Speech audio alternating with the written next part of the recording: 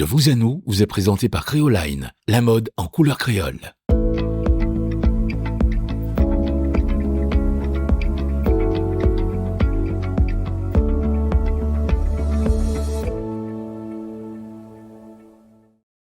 Salut à tous, c'est l'émission De vous à nous. Notre invité du jour, Kali, vient nous présenter Au Kalinago, extrait de son album Mon Indépendance. Un projet qui croise mémoire amérindienne, création contemporaine et indépendance artistique. Kali, merci d'être parmi nous.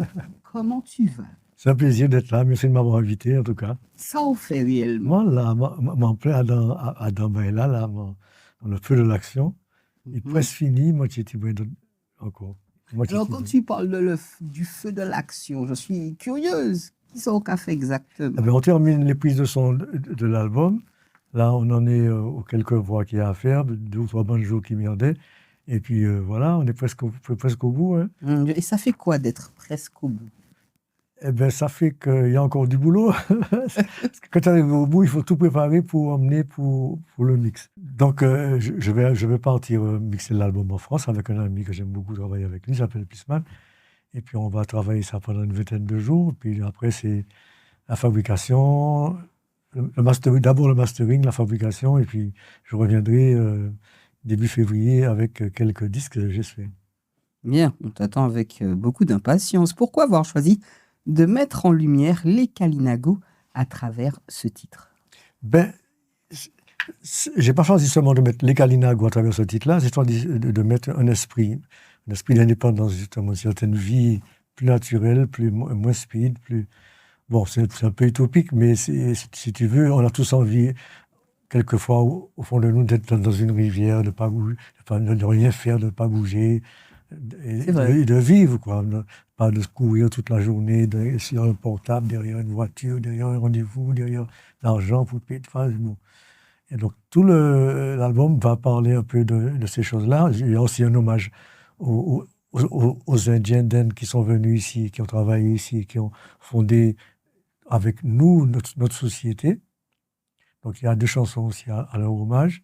Il y a d'autres chansons où je donne un peu de force, quoi. J'exhorte à découvrir la liberté, la lumière, quoi. Mais qu'est-ce que le mot Kalinago représente pour toi aujourd'hui? Eh bien, aujourd'hui, pour moi, déjà, bon, tout le monde me dit, mais quel rapport avec Kalinago? Il n'y a pas vraiment de rapport. Kali, le nom Kali est venu du fait que j'étais tout petit, j'étais le plus petit à l'école, et on m'appelait Calimero parce qu'on me tapait dessus, et je disais, c'est pas juste, parce que vous êtes plus grand, vous me tapez dessus. Et donc, on m'a appelé Calimero très tôt. J'étais au séminaire au collège, j'avais 10 ans, on m'a appelé Calimero. Et puis après, quand je suis parti en France, j'avais 15 ans, 16 ans, j'ai rencontré un ami qui m'a dit, c'est trop long, Calimero, je t'appelais Cali. Et c'était le moment de la révolution créole, donc j'ai transformé le C en K. Voilà, et je suis devenu Cali. Alors après, j'apprenais que Kali, c'était la déesse indienne de la destruction du bien et du mal. Enfin bref, toute une relation. Et puis là, Kalinago, bon, ben ouais, pourquoi pas. Mais oui, mais qu'est-ce que ça représente? Non, alors pour moi, ça représente un passage de ma vie où j'ai vécu 7 ou 8 ans en Guyane.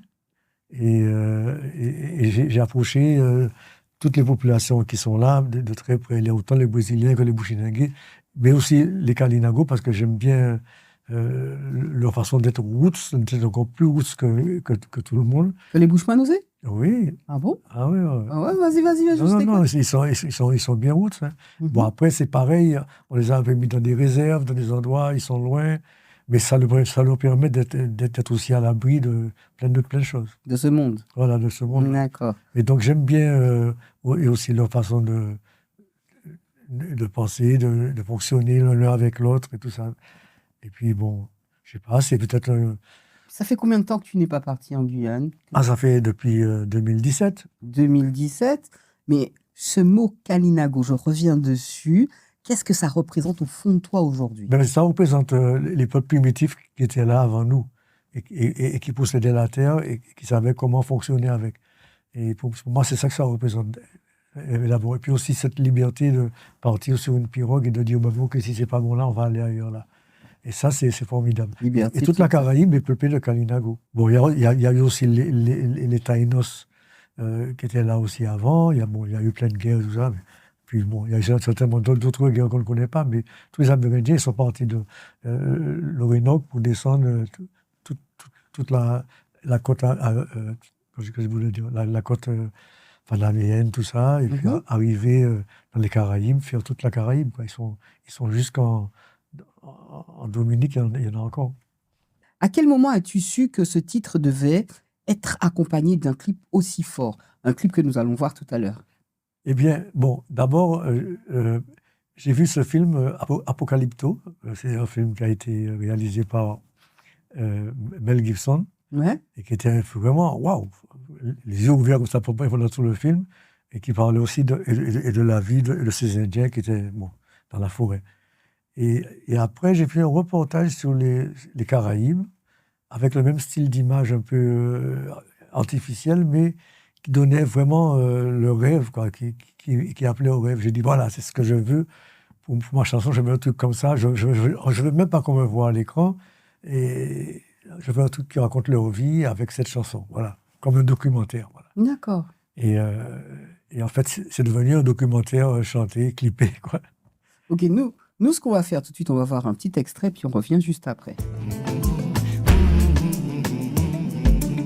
Conquistador, yo vini, chercher l'or, trouver paradis. En Kébizio, épiphysie, tout oiseau paradis s'enfuit.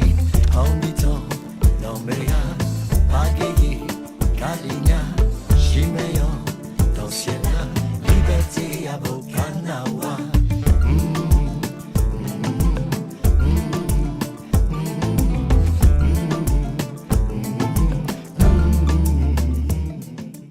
Avant la musique qu'on vient d'entendre, Kali, y a-t-il eu une démarche historique, spirituelle ou intime? Ben, c'est les deux, c'est spirituel et intime. D'accord. Et il y a eu cette démarche-là. Parce que, bon, inconsciemment, juste avant de partir en Guyane, j'avais questionné ma tante sur l'origine de ma grand-mère, Mamana, qui semblait être une indienne un peu de style les indiennes claires de Pondichéry, tout ça. Je me disais, bon, est-ce que Mamana, elle vient d'Inde, tout ça? Elle m'a dit, non, non, Mamana, elle est amérindienne. Elle est Kalinago. Oh, Alors là, je me suis rendu compte que quelque part, il y avait un lien familial que je ne connaissais pas, mais qui me reliait à ce peuple-là. d'accord. Eh ben, musicalement, mais comment as-tu cherché à traduire la mémoire d'un peuple? Parce que c'est ça, Kalinago. Ben, en fait, j'ai juste raconté un peu l'histoire du peuple qui est là, qui pagaie pour survivre, qui chasse, qui pêche. Et puis, les conquistadors arrivent, voilà. Ils sont venus chercher le paradis, mais ils ont fait fuir tous les oiseaux du paradis.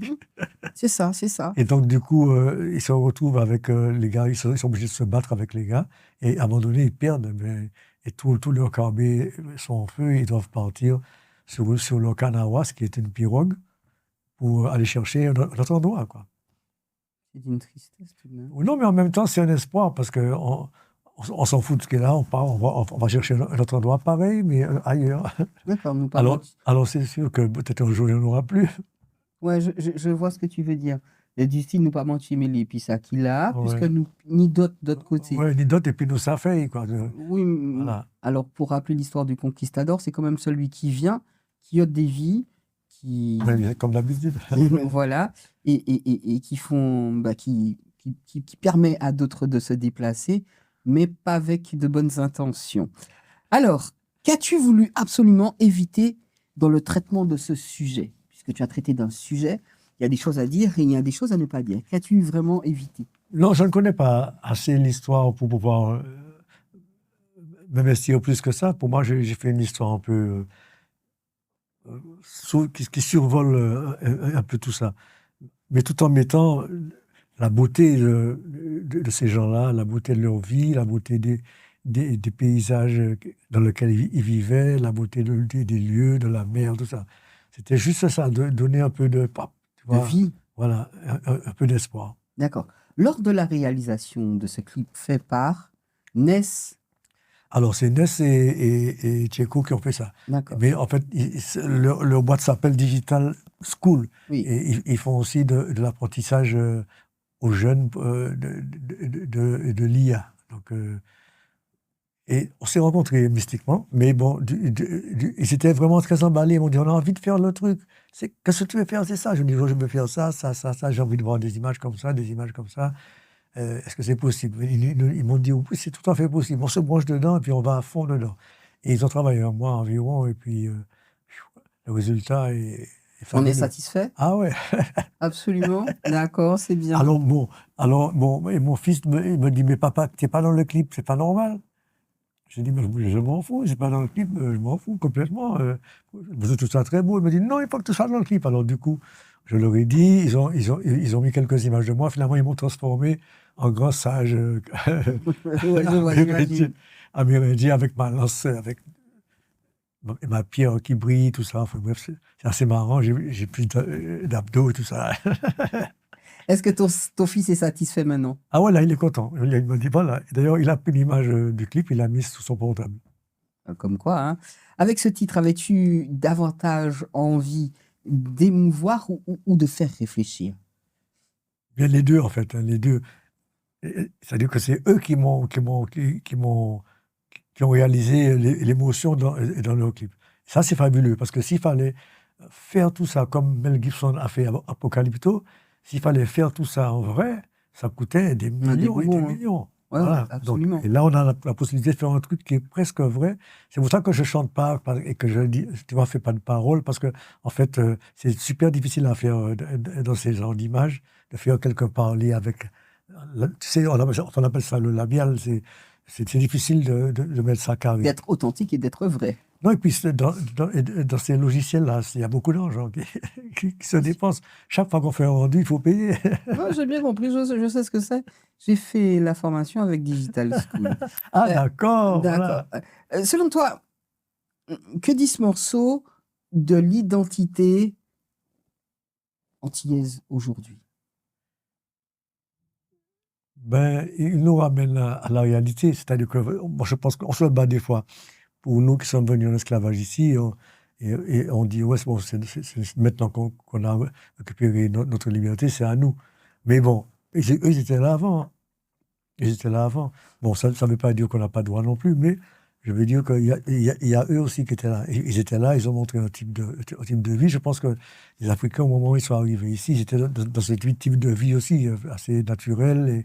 Et il y avait un rapport avec la nature qui était pareil. Mais il y a d'autres chansons que j'ai faites qui parlent d'autres choses, d'esclavage noir, vraiment, etc. Là, on est monté loin dans l'histoire. Pour rappeler aux gens que c'est ça qu'il y avait au début. C'est très important de leur rappeler ce qu'il y avait au début. Ouais. Et de poursuivre.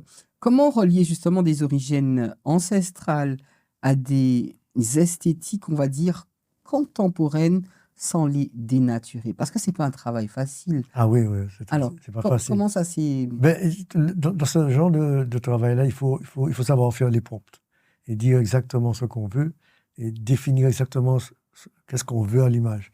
Il faut tout dire, il faut donner les détails sans brouder, sans faire de trucs qui n'ont pas d'intérêt. Il faut tout soit précis. C'est ça qui est le Donc plus ça veut dire que travail. tu étais assis à côté des gars en train de faire le clip. Non. Je sais comment ça marche. Bon, j'ai donné quelques idées peut-être sur des déplacements, avec la musique, comment ça tombe là et tout ça, de changer, intervertir de scènes parce que finalement c'est comme ça que ça allait. Et puis aussi les écritures, des choses comme ça. Bon. Ah, c'est une belle communion quand même, hein. Oui. Alors qu'as-tu découvert sur ton identité en travaillant sur ce projet? Mais comme je t'ai dit, hein, c'est-à-dire que déjà, il y avait ces petits signes qui me disaient que j'étais peut-être un petit peu de ces tribus Kalinago. En même temps, je suis super mélangé, parce que du côté de ma maman, c'est les Marquès, ma grand-mère était Marquès, mon grand-père était français, donc, et du côté de mon père, c'était Monéoville, mais bon, et c'était une espèce de mulâtre aux yeux verts, bref. Et mon père, il a un peu ce type... on va pas dire amérindien parce qu'on ne le voyait pas tout de suite, mais pour nous, c'était plutôt le type pas chinois, le type comment dirais-je, tout à l'heure je t'ai dit oui, enfin c'est un type indien, quoi. Tu sais, les Indiens Peul, on Oui, dirait oui. on dirait un peu les Indiens Peul, et finalement ben, non, c'était plus amérindien. Donc il y a beaucoup de mélange dans ma Dans la famille. famille. Ce travail sur la mémoire est-il aussi pour toi un travail de guérison? Oui, oui, oui, oui, oui, absolument, absolument. Il faut faire ça pour comprendre pourquoi on a des vibrations, pourquoi il y a des choses, pourquoi il y a des rencontres qui se font, pourquoi, tu vois. J'ai rencontré aussi la troupe Surya Kantamani. On a fait un très beau spectacle sur la musique indienne, enfin, sur le truc, le voyage indien jusqu'ici.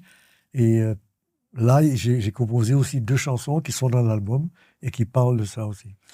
Mais que dirais-tu à ceux qui pensent que regarder le passé empêche d'avancer? Regardez passer? Mmh. J'ai pas compris la question. Alors il y a des gens qui pensent que quand on regarde en arrière, on n'avance pas. Que dirais-tu à ces gens-là? Ben, si on connaît pas son histoire, on peut pas avancer. Pour moi, c'est comme ça.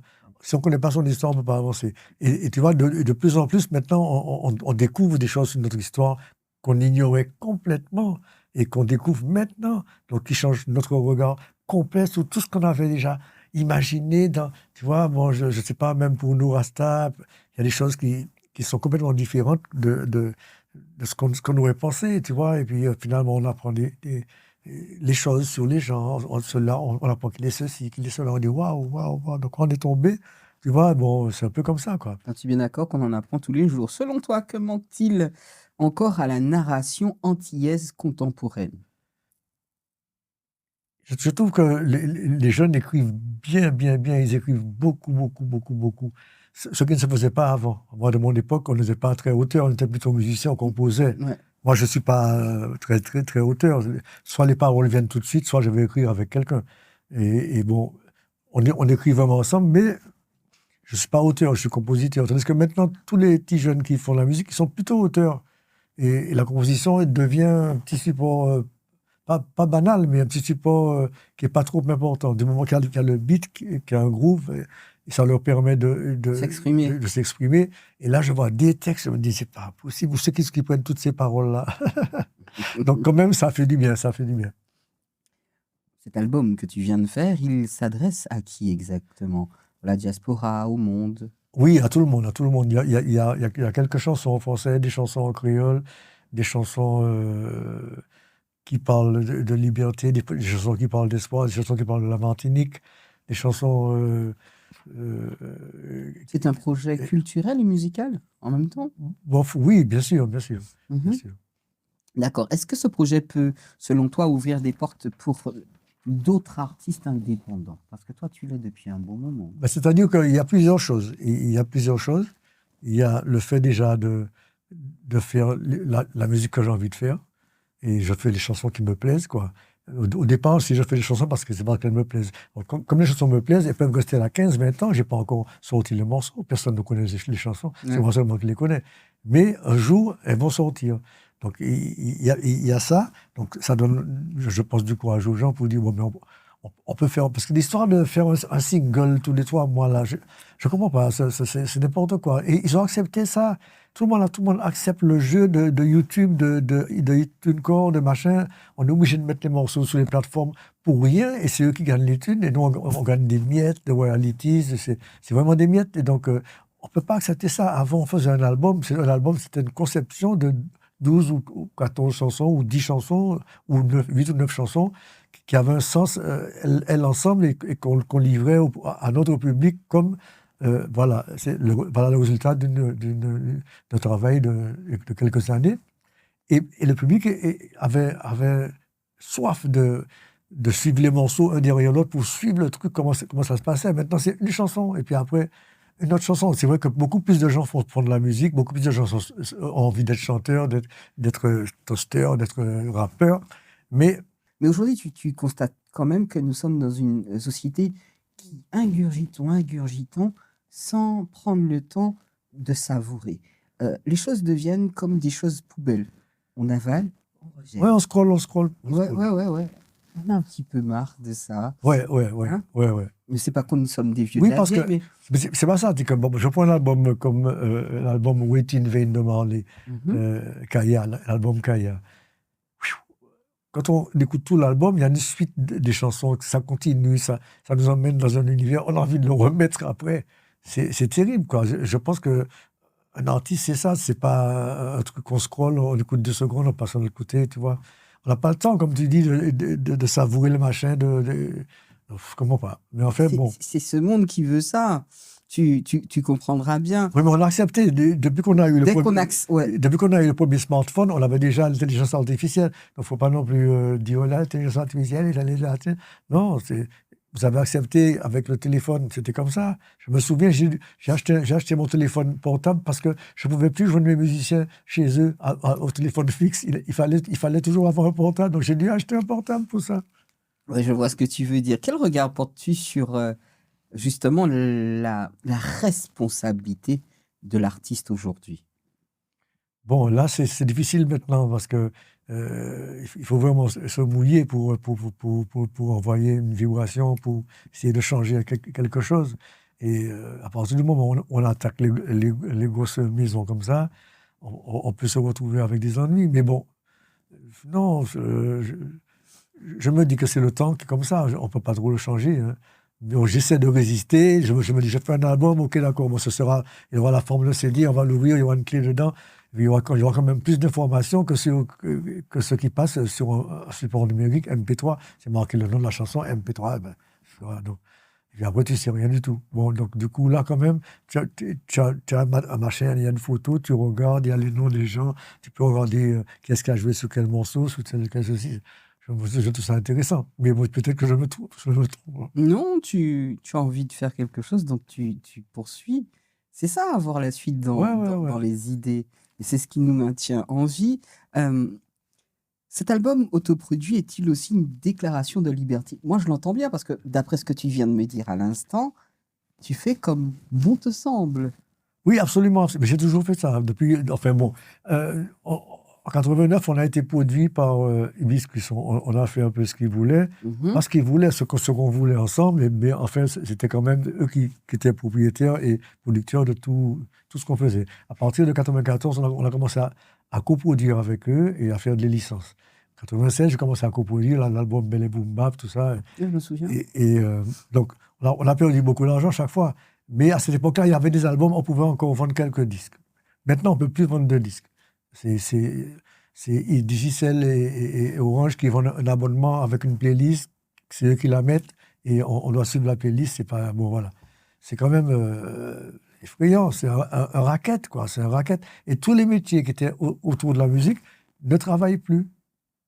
Tous les métiers qu'il y avait, je sais pas moi, les gars qui faisaient les bandes pour enregistrer les cassettes, c'est fini. Tous ces gens-là ne travaillent plus, ils ont dû se recycler dans le numérique, mais il n'y a plus besoin de travail. Et puis c'est pas aussi beau. On revient au vinyle maintenant, parce qu'il y avait un son. Le son du vinyle, c'est un truc particulier. Est-ce que l'album Mon Indépendance est un album que tu portais dans la tête depuis longtemps? Oui. Oui, depuis très longtemps. On a commencé à enregistrer les premières chansons en 2019. Ah ouais, ça fait un moment. Ah ouais. Et donc, et puis il y a eu ce Covid, donc on n'a pas pu terminer l'album, et on a recommencé il n'y a pas longtemps. D'accord. Et donc, il y a quelques chansons qui ont été finies, comme le principe des programmations et tout ça. Et puis après, on les remplace, enfin bref. Mais la majeure partie des chansons a été faite en live. Et c'était un moment où on était super... C'est beau, ça. À un moment donné, on était super bien, on avait beaucoup répété, on avait beaucoup joué. C'était vraiment formidable. Donc ça s'entend sur le support, d'ailleurs. Donc c'est bien particulier. Y a-t-il eu un moment de doute où tu as failli abandonner ou tout refaire? Non, pas tout refaire, mais peut-être abandonner, puis me dire comme les autres, ok, bon, il faut sortir une chanson, et puis il faut finir avec ça. Mais là, ça m'énervait quand même. Et puis pour moi, c'est des projets qu'on sort, et après on sort notre projet, parce que j'ai d'autres projets dans mes boîtes, là. Il y a plein de projets encore. Encore, justement. Qu'est-ce qui a le plus mûri chez toi entre tes projets précédents et celui-ci, là, Mon Indépendance? Eh bien, c'est les chansons qui parlent d'elles-mêmes, hein. En fait, elles sont plus faciles à jouer, on les joue plus vite, on les absorbe plus vite. Quand on les joue en live, ça passe. Puis il y en a qui sont plus difficiles, parce qu'il faut les tourner plus, et des fois, on n'a pas trop le temps de répéter souvent sur les nouvelles chansons. Il faut répéter sur les vieilles chansons. Quand tu viens jouer, si tu ne joues pas à Monter la Rivière, donc voilà. Si je comprends bien, cet album t'a demandé plus de patience que les autres albums. Non, chaque fois, il faut plein de patience. Il faut plein de patience. Chaque fois, on a l'impression qu'on va terminer tout de suite, et puis finalement, quand on arrive au milieu du truc, on dit, il y a encore la moitié à faire. Ouais, j'imagine, c'est pas très marrant, hein. Comment as-tu su que cette fois, tu étais prêt à aller jusqu'au bout de la vision? Euh, Eh bien, en fait, j'ai eu pas mal de petits gros soucis de santé. Je me suis dit, ouais. Et machin, finis ça avant, on va y arriver, parce que comme on n'est pas un petit âge, et bon, peut-être que je vais vivre encore longtemps, mais sur le coup, là, ça m'a donné un coup de fouet. D'accord. Est-ce que le Kali d'aujourd'hui aurait pu faire cet album il y a 10 ans? Il y a des chansons qui ont plus de 10 ans, qui ont plus de 30 ans, qui sont là. Ça, Et belle. donc, des fois, les chansons ne sont pas sorties, on ne sait pas pourquoi, mais Ça aurait été là, dans boîte là, et puis vous décidez que non, mais ça reste toujours dans la boîte, mais je les joue toujours. Je suis toujours curieux de savoir. comment est-ce que les autres vont penser de... Non, que savoir qu'est-ce que la chanson va être à la fin, quoi. Donc, j'avance toujours dessus. Et puis, si elle ne peut pas sortir cette fois-là, bon, tant pis, mais la prochaine fois. Mais ça, c'est super beau d'avoir quelque chose là, de le jouer encore et encore, et de le sortir à un moment bien précis. Ah, mais j'ai des chansons qui sont là depuis 40 ans, qui ne sont pas encore sorties. C'est-à-dire que c'est des mélodies, des fois, où je n'ai pas trouvé, par exemple, toutes les paroles. Ou alors, on a fait un texte dessus, 2 textes, 3 textes dessus. Il n'y a rien qui est sorti qui me plaisait vraiment. Et puis, du coup, je les laisse là. Je me dis, bon, c'est que ce n'est pas le moment, puis ça va venir à un moment donné. Y a-t-il des titres que tu as laissés de côté parce que tu n'étais pas encore prêt à les assumer? Eh bien, jusqu'à présent, il y a des titres, il y a des titres qui sont difficiles à assumer. C'est pour ça que je t'ai parlé tout à l'heure du texte qui correspond à la chanson. Parce qu'en fait, une chanson peut être belle, mais si le texte ne correspond pas, on chante la chanson, mais elle est plate. Mais il ne correspond pas à quoi? À l'émotion de la chanson. Il ne D'accord. correspond pas à l'émotion de la chanson. On peut faire une chanson qui a une belle mélodie et puis qui est triste. Alors on peut faire une chanson qui a une autre belle mélodie, mais qui est joyeuse. Et si on fait un texte triste sur une musique joyeuse, c'est un peu bizarre. Des fois, ça colle, mais pas souvent. D'accord. Au-delà du clip, qu'est-ce que tu souhaites que l'on comprenne du chemin intérieur qui a mené à mon indépendance? Qu'est-ce que je souhaite? Mhm.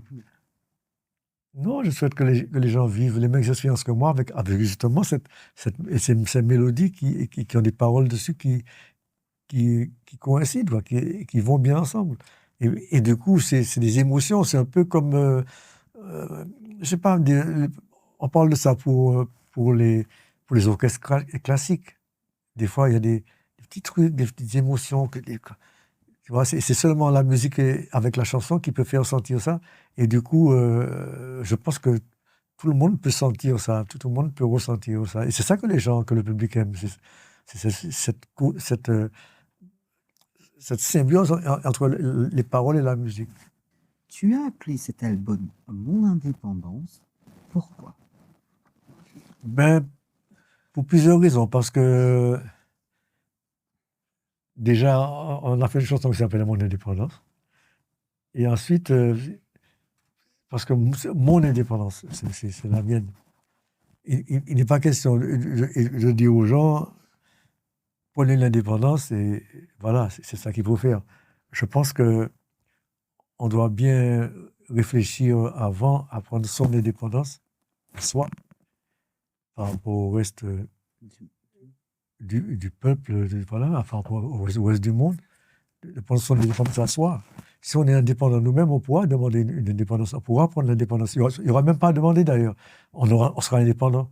Voilà, pour c'est tout. Pour moi, c'est important parce que les gens ne sont pas prêts à avoir l'indépendance ici. Ils ont tous le RSA, le machin, et la prime de Noël, la prime de la CAF. les trucs vieillesse. Moi-même, je suis en train de faire une demande de vieillesse pour voir si je vois une retraite, un machin comme ça, tu vois. Bon, donc, il n'y a pas d'autre endroit dans la Caraïbe où tu vas te soigner et que tu as la CMU, tu ne paies pas d'argent. Les autres peuples de la Caraïbe, ils doivent travailler, ils doivent pour payer leurs médicaments, tu vois. Je veux dire, ça rigole pas là, dans ces îles qui sont à côté. Et nous, on est les deux seuls départs, les irréductibles gaulois. C'est pas mal. On est les deux irréductibles gaulois qui empêchent la fermeture de ce collier, parce qu'en fait, c'est un collier d'îles. Je le dis dans une chanson, c'est un collier d'îles. Mais il y a deux maillons qui n'arrivent pas à se fermer, donc ça fout la merde partout. Donc, on est à l'aise, on a la sécurité, tout, on a tout ce qu'il faut, mais il y a un truc qui ne va pas, quoi. Il y a un truc qui ne va pas. Parce que je ne sais pas si demain matin on enlève tout ça, qu'est-ce qu'on va faire? On va s'entretuer, ce n'est pas possible. Et bon, donc il faut qu'on réapprenne à être indépendant. Soi-même. Avec notre terre en Martinique. Et pour terminer, qu'aimerais-tu que l'on comprenne de Cali à travers ce projet unique?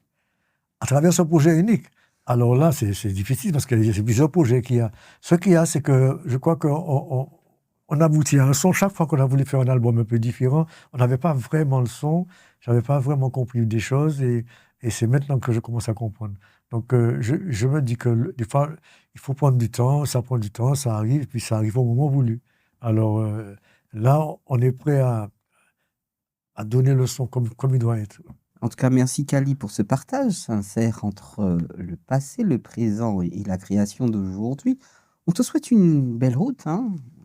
J'espère que quelques-uns de tes projets t'as là, pas ici et puis Mais bien sûr. d'autre côté. Bien sûr. En tout cas, une belle route pour la suite. Quant à vous, merci de nous avoir suivis. Je vous dis à bientôt dans un autre de vous à nous.